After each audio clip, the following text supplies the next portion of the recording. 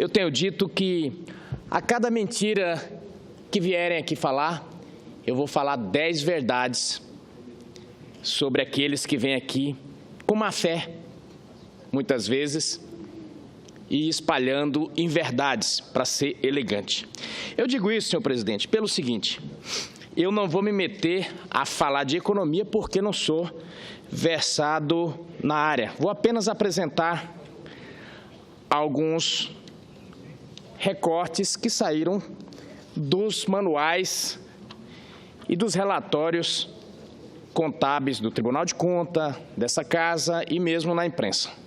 Aqui foi falado que a presidente foi espalhado alguns mitos de que a presidente afastada era uma gerentona que tinha capacidade gerencial. Esse era um dos mitos sobre ela. E que todos os outros presidentes se comportaram da mesma forma na economia e que os números eram iguais e que a presidente está sendo injustiçada. Então, vou mostrar para a câmera, para todo mundo ver. Esse é o gráfico que mostra como vinha se comportando o superávit antes da presidente. Vejam bem que o Brasil tinha um superávit e aqui, após Dilma, cai substancialmente o gráfico e vai para menos 111%. Isso aqui são números que eu não inventei, são números que estão aí para todo mundo ver. Isso aqui é o superávit no governo da presidente Dilma. Essa tabela aqui, senador Dário Berger. Essa tabela é a tabela, esse gráfico é o gráfico da dívida pública. Esse aqui é a figura que mostra como se comportou após a presidente Dilma subir no poder. Isso aqui é um gráfico. Em 2014, a dívida acontece isso. É importante esse gráfico aqui porque diziam-se que aconteceu isso por causa da crise econômica. Por causa da crise econômica, que a crise econômica era a origem de todos os problemas do Brasil, a crise econômica internacional, a crise econômica de 2008. Eu remeto aqui as palavras de Paul Krugman, aquele economista que tinha previsto a bolha imobiliária dos Estados Unidos. Quando chegou a crise ali, que todo mundo estava gastando bilhões para sanear o seu sistema financeiro, Paul Krugman disse: o Brasil vai passar incólume porque saneou o seu sistema financeiro por uma bagatela, menos de 5 bilhões de dólares. Estados Unidos gastou trilhões e outros países também para tentar se livrar da crise de 2008. O Brasil não foi afetado por aquilo, e quando foi afetado muito pouco, portanto, não teve impacto nenhum. Então, a crise, é bom que se diga, a crise é coisa nossa, brasileira, daqui, essa crise que nós estamos passando. Essa história de dizer, olha, todos os países estão em crise, não é verdade. Aqui vizinho, o Paraguai está crescendo a números exorbitantes. Tanto é que boa parte do nosso parque industrial está indo, sabe para onde? Para o Paraguai. E eu cito aqui algumas empresas de renome. Riachuelo, por exemplo, está no Paraguai. No estado de Mato Grosso, que não tem uma tradição industrial, as empresas estão indo para o Paraguai. Então, morramos de inveja. O Paraguai está nos dando lição. Então, capacidade gerencial derrubado. Esse mito está detonado. Se fosse naquele programa que passa na televisão de detonação do mito, esse mito estaria derrubado completamente. Mas começam novamente as mentiras, de que há poucos dias dizia, olha, o presidente Temer vai acabar com o SUS, com a Bolsa Família e com todos os programas sociais. Pois bem, o presidente Temer acaba de anunciar um aumento de 12,5% para o Bolsa Família. Ele acaba de fazer uma renegociação com o Estado. O que eu vi aqui agora há pouco? Que ele está montando um pacote de bondades. A semana passada estavam aqui gritando que ele queria acabar com o Bolsa Família. Quando ele resolve aumentar disse que era um pacote de bondade. A própria presidente afastada já disse que queria fazer isso. Mas continua senador Dario Berger criticando o ministro José Serra, de que ele está fazendo uma política externa baseada nos interesses norte-americanos. Eu digo o contrário. O ministro Serra está fazendo uma política econômica ou uma política externa baseada nos interesses do Brasil. Sabe por quê? Porque até poucos dias a política externa nossa aqui se chamava bolivarianismo. Servia aos interesses de todos, menos do Brasil. E quando ele propõe o debate sobre o Mercosul, é um debate correto. Acordos bilaterais estavam sendo feitos já por outros países. Saiu uma senadora aqui da tribuna e disse que se começar a discutir o BRAST, né, a saída do Brasil do Mercosul, os países vão fazer acordos bilaterais. Já estavam fazendo. O único que estava cumprindo esse acordo aqui era o Brasil. Eu já tinha dito por várias vezes, esse acordo, esse Mercosul, não estava favorecendo ao Brasil. Então, cabe sim discutir. Parabéns para o ministro Serra, parabéns para o presidente Temer. Referente aos Estados Unidos, Ronald Reagan certa vez disse: entre países não existe amizades, entre países existem interesses comerciais. Então, não tenho nada contra Estados Unidos. No início do século passado, as duas economias, a brasileira e a norte-americana, praticamente se equiparavam. Em que momento que os Estados Unidos disparou e virou essa potência e o Brasil ficou para trás? Culpa dos norte-americanos? Não. Nós temos que fazer o nosso dever de casa e não olhar para os outros. Essa história de imperialismo, essa história de querer jogar a culpa para os outros, não justifica as nossas mazelas. Temos que buscar saídas, temos que fazer um país grande, sem complexo, sim, de vira-lata. Esse, sim, é complexo de vira-lata, achar que os nossos problemas são responsabilidade dos outros. Remeto aqui um provérbio norte-americano que diz, resolva o seu problema. Nós precisamos resolver os nossos problemas. Tem sido de forma muito constante, como um pingo d'água aqui, dizendo que no Brasil, que o Michel Temer está com a política entreguista e que quer entregar o pré-sal e acabar com a soberania brasileira e tudo mais. Senador Dario Berger, onde é que está o pré-sal? Onde é que está esse petróleo todo do pré-sal? Está lá no fundo.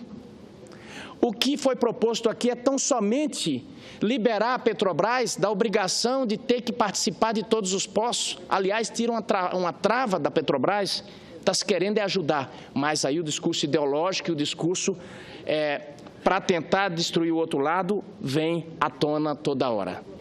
Legítimo, talvez, num raciocínio da politicagem, mas não é verdade. E não faz bem ao Brasil.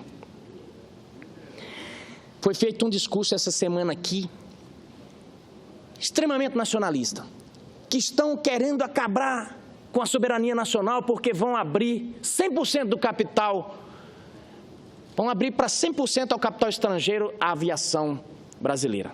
Bem, primeiro sobre a aviação brasileira, nós temos um sério problema, aliás, problemaço, porque nós não temos praticamente, eu moro no estado de Mato Grosso, interior desse Brasil, e nós não temos praticamente como usar a aviação, porque não temos infraestrutura, não temos linhas regulares, não existe regularidade, não existe qualidade.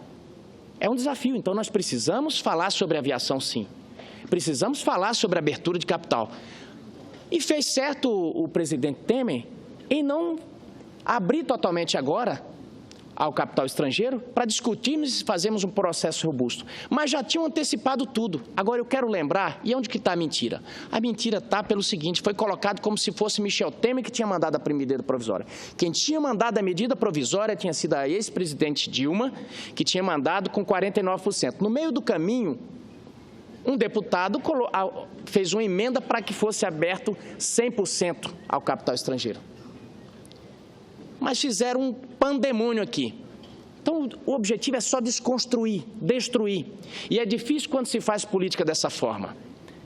Inclusive, a ex-presidente foi por diversas vezes sabotada, porque em busca do discurso fácil, em busca do discurso demagógico, sabotaram até o próprio governo.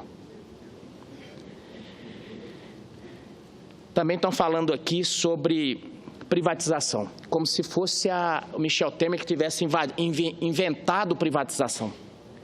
O governo do PT fez várias privatizações, embora com medo, com medinho, vamos fazer um regime híbrido aqui, que acabou sendo uma condução muito ruim, sendo uma solução muito ruim. No meu estado, por exemplo, o senador Dario Berger inventaram a história de uma privatização híbrida. A parte que competia às empresas privadas, eles fizeram, era numa rodovia, duplicaram, e a parte que competia à União duplicar, não duplicou e virou uma bagunça. A população está pagando pedágio e não tem a estrada duplicada. Esse foi o resultado daquele negócio. Privatizo, mas não privatizo, e ficou... eu chamo privatização envergonhada. Então, é um discurso que quer repartir o país. Direita, esquerda, pobre, rico, negro, branco, isso não ajuda ninguém. Para a pessoa que está nesse momento desempregada e passando fome, ela pouco quer saber de história de direita, esquerda, Marx, Engels, ou Ricardo, ou David Ricardo, ou Adam Smith, ela não quer saber nada disso. Ela quer o emprego dela. Tenho visto aqui alguns senadores estufar o peito e dizer é o neoliberalismo. Eu, até agora, senador Dario Berger, eu não sei o que é neoliberalismo. Se o senhor procurar um autor que escreveu um livro ou 2 linhas sobre neoliberalismo, sobre essa teoria, não existe essa teoria econômica. Mas falam aí pelas ruas. E eu me lembro, eu faço aqui uma meia-culpa, essa gente é assim mesmo. Quando eu entrei na faculdade, eu me lembro que eu fui cooptado uma vez, recém-chegado para fazer um protesto em praça pública contra a globalização. Até hoje eu tenho vergonha, senador Dario Berger. Veja só, fazer um debate em praça pública, um protesto contra a globalização. Veja se isso é possível. Mas continua assim, e chegaram à presidência. E o resultado foi esse. Não poderia ser diferente, porque o debate é raso. O entendimento de mundo e de país é na base do entendimento rasteiro. Agora está falando o seguinte, que se fosse para pegar a regra Temer e Meirelles, a educação ia estar não sei que jeito, a saúde ia estar não sei que jeito. Sabe o que esse pessoal pensa de economia? Pensa igual uma lenda que se conta. Eu não sei se foi o Gengis Khan, mas foi um desses malucos que tomou o poder e chegou em determinado momento, venceu todos os seus adversários e um assessor chegou e falou, bem, comandante, precisamos falar sobre a economia. Ele falou, que economia? Temos a Casa da Moeda. Temos a Casa da Moeda, vamos imprimir dinheiro e dê para o povo. Acontece que não funciona assim. E essas pessoas parecem que entendem de economia assim. Gastos sem limites. E, por coincidência, entra agora no plenário o senador Cristóvão Buarque, que toda a vida falou sobre limite de gastos. Sobre limite de gastos. E há poucos dias ele me dizia, quem não tem limite de gastos não tem prioridade. Porque ele acha que dinheiro dá em pé de árvore, gasta o quanto quer. E concedo com muita honra uma parte ao senador Cristóvão Buarque.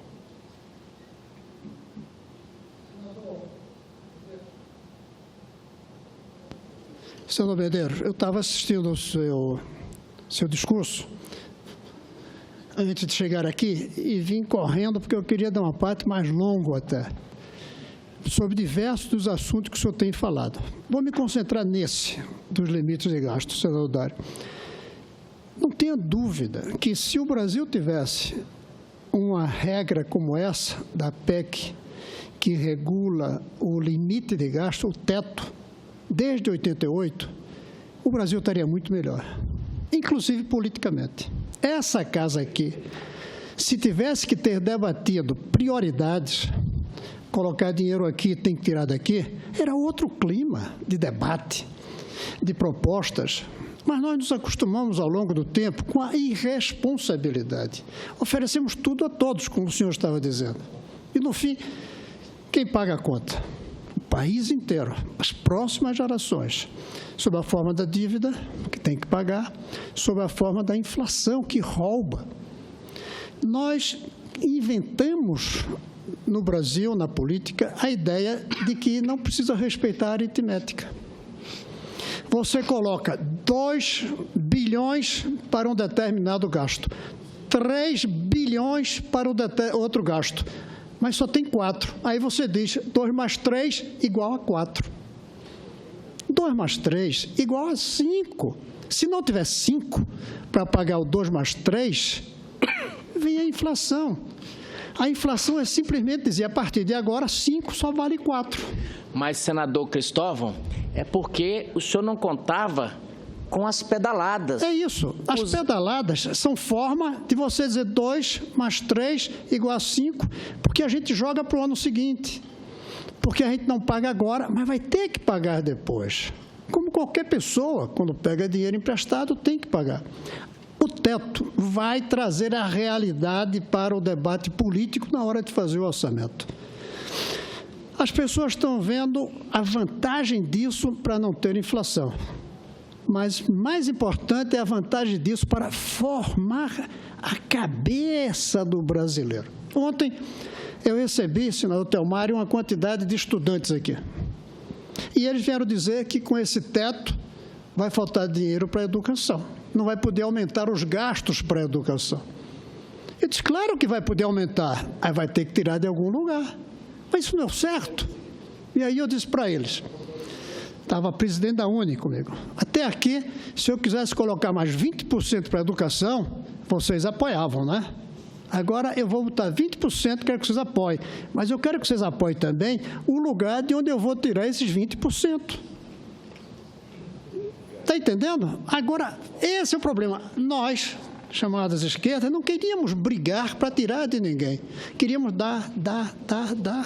E geramos esse caos da irresponsabilidade que a presidente Dilma nos deixou. Por isso, eu considero fundamental esse projeto do teto. E lamento que tenhamos demorado tanto a descobrir que na política econômica 2 mais 2 continua 4. E 2 mais 3 somam 5. E se a gente quer financiar algo que custa 5 apenas com 4, nós vamos mentir, vamos gerar inflação, vamos gerar endividamento e, no final, tudo aquilo que se ganhou se perde. Como, por exemplo, aumentar salário de uma categoria além do possível. Quem não quer? Mas no ano seguinte vai valer menos por causa da inflação. Caímos no real, isso é fundamental. O seu discurso tem muitos outros pontos que merecem elogio, o meu, mas esse especialmente eu não queria deixar de falar. Essa ideia de que nós precisamos cair na real, na realidade. E a realidade é, não se pode gastar mais do que se arrecada, a não ser que tenhamos endividamento e emissão de moeda, como o senhor estava falando há pouco. Emitir dinheiro. Só que moeda emitida além de um certo valor é moeda falsa. Tem toda a característica de real, mas não vale o que está escrito nele. 10, mas só vale 9, porque teve 10% de inflação. Vamos aprovar, sim, essa proposta do teto e, a partir daí, vamos fazer a nossa guerrinha aqui de quem é que quer gastar numa coisa, quem quer gastar noutra, com aquela ilusão que dá para gastar tudo em todas as rubricas. E aí, para concluir, eu queria dizer, senador Dário, que um tempo atrás eu fiz um exercício que eu tinha o maior prazer. Eu ia nos colégios aqui em Brasília e levava um quadro com o orçamento como era proposto pelo governo. Eu não era senador, era professor. Colocava ali os gastos e aqui o valor e o total. Aí colocava uma outra coluna em branco, salvo o total embaixo. E era um exercício lindo com os meninos e as meninas das escolas. Dizer, olha, faça o orçamento como vocês querem, aqui, onde está em branco. Só não pode gastar mais. E aí eles saíam tirando de um lugar para outro. E eram debates lindos. Por exemplo, mas não podia aumentar mais do que o teto. Eu lembro de um, em Sobradinho, aqui perto de Brasília, em que os alunos aumentaram muito o valor para a educação. E eu perguntei de onde tinham tirado. Aí eu fui olhar, eles tinham zerado os gastos com as Forças Armadas. Para que Força Armada? Vamos tirar tudo e colocar em educação. Eu disse, o que vai acontecer com a Amazônia se não tiver Força Armada para defender a nossa riqueza na Amazônia. É verdade. Aí voltaram a botar dinheiro para as Forças Armadas, mas não botaram tudo, botaram uma parte e saíram brincando. Eu fiz esse debate aqui durante algum tempo em diversas escolas de Brasília, graças a uma ONG que eu tinha na época, Missão Criança. As crianças de Brasília, com aquilo que eu fazia, aprenderam a fazer orçamento e nós não aprendemos. Porque nós achamos que o total embaixo a gente podia aumentar, para atender a todas as forças que chegavam aqui nos pressionando para ter aumento de salário, para ter subsídios, para ter exonerações fiscais. E nós fomos concedendo, e o resultado é uma história de décadas de inflação, de uma dívida crescente. Eu sou francamente favorável a esse teto. Agora, se prepare, eu vou trazer aqui 20% a mais para a educação, mas vou dizer de onde tira e vão ver quem apoia. Se não apoiarem tirar de algum lugar, então a minha proposta não passa. Não tivemos força. Mas não pode prometer 20 aqui e 20 aqui. Não dá. 20 aqui nesse gasto, tem que ter 20 a menos em outros gastos. Chegou a hora da realidade, da gente ter que debater prioridades, palavra que a gente não imaginava, porque quando tudo é prioritário, nada é prioritário. Um gasto só é realmente prioritário quando o outro deixa de ser prioritário. É isso que eu vi do seu discurso que me empolgou essa defesa, apesar de que tem outras coisas também que eu gostaria da gente falar, sobretudo o assunto do capital das empresas aeronáuticas, que eu fico satisfeito que tenha sido vetado essa ideia de 100%. Embora talvez valesse a pena a gente fazer a diferença pelo tamanho da empresa. O senhor mesmo estava falando de dificuldade no Mato Grosso de ter empresas e voos. Podia permitir até 100% do capital estrangeiro, desde que para pequenas empresas locais, que só funcionassem na região, de tal maneira que ali atraíssemos capital de fora. E a gente sempre pensa em capital americano. Não, capital hoje é internacional, vem de países da Europa. Coreano, russo. Russo. Estão comprando time de futebol, por que não podem comprar uma empresa pequenininha? Agora, colocar nossas grandes empresas 100% na mão do capital estrangeiro realmente é perigoso. Qualquer crise que houver no mundo, para evitar gasto, ele fecha a nossa empresa, vende nossos aviões, que são deles. Mas eu acho que pequenas empresas que não ameaçam a segurança nacional podiam ter 100% do capital estrangeiro. Talvez valesse a pena a gente tratar desse assunto. Muito obrigado, senador Cristóvão. Vossa Excelência sempre trazendo uma luz nas trevas de Brasília. Senador Dario Berger, sem querer me delongar, há pouco tempo, não tem nem um ano, quando se avizinhava a crise política, o senador Cristóvão Buarque, quase como um atalaia aqui nessa tribuna, ele avisava, tanto economicamente quanto politicamente, ao governo. E sem má fé, sem joguinhos, sem manobras. E quantas vezes ele falou aqui, alertava, não foi ouvido. Certa vez ele chamou um grupo de 9 senadores aqui e falou, olha, a política brasileira está caminhando para um fla-flu, que não ajuda e não aponta uma saída. Nós podíamos buscar uma saída. Que tal a gente conversar com a presidente? Os 9 senadores toparam. Ele marcou uma agenda no Palácio do Planalto, atravessamos a rua e fomos. Fomos recebidos, eu não sei se pelo 3º secretário do ministro. Nem o ministro recebeu, muito menos a presidente. Quando foi semana passada, recebi um convite para ir jantar no Alvorada, senador Cristóvão Buarque. Educadamente declinei, porque eu acho que o momento de jantar no Alvorada não é agora. Era naquele momento. 9 senadores, senador Dario Berger. A presidente, nem o ministro recebeu. E não estava indo lá, o senador Cristóvão não estava indo lá para pedir a Petrobras, pedir a Itaipu. Não. Ele estava indo lá, sabe fazer o quê? Propor um grande pacto pelo Brasil. Um grande pacto, uma saída. Poderia não ser ouvida ou colocada em prática, mas o governo poderia ter ouvido. Esse é o senador Cristóvão Buarque e a forma como ele tem se comportado. Não me canso em elogiá-lo porque ele é um espelho que serve tanto para o governo. Eu digo sem medo de errar, senador Cristóvão. Todos lhe admiram aqui na casa justamente pela honestidade de propósitos com que Vossa Excelência faz o debate político. Vossa Excelência combate os argumentos por vezes, mas não odeia e não ataca o dono dos argumentos. Isso serve de espelho para todos nós na política. Então, quando Vossa Excelência alerta sobre a economia, não é de agora. Há quanto tempo vem Vossa Excelência avisando? E aí acontece o que ele falou que ia acontecer.